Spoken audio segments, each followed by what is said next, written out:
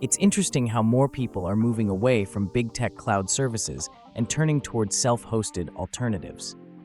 One of the names that keeps coming up is Nextcloud, a powerful open-source platform that gives users full control over their files, data, and digital workspace.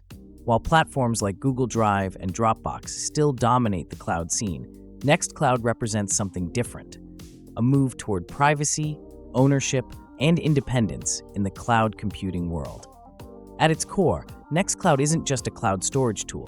It's an entire ecosystem designed to help you build your own private cloud server, complete with file syncing, collaborative editing, video calls, calendars, and even task management. The idea is simple but powerful. Instead of trusting third-party servers, you can host your own. Whether it's on your personal hardware, a rented server, or through a managed hosting partner, you decide where your data lives and who can access it. When you first start using Nextcloud, what stands out is how flexible it is.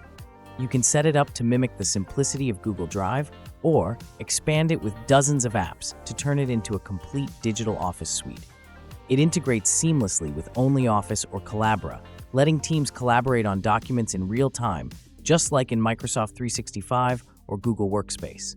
But unlike those platforms, Nextcloud doesn't rely on ad-driven models or background data analytics.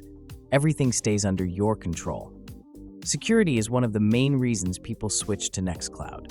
It includes end-to-end encryption, two-factor authentication, and even ransomware protection.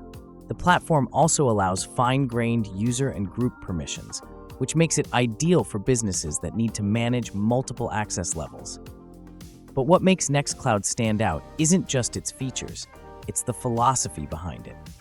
In a world where data privacy is increasingly traded for convenience, Nextcloud gives users the freedom to take back control. So, while it might take a bit more effort to set up compared to signing up for Google Drive, the trade-off is worth it.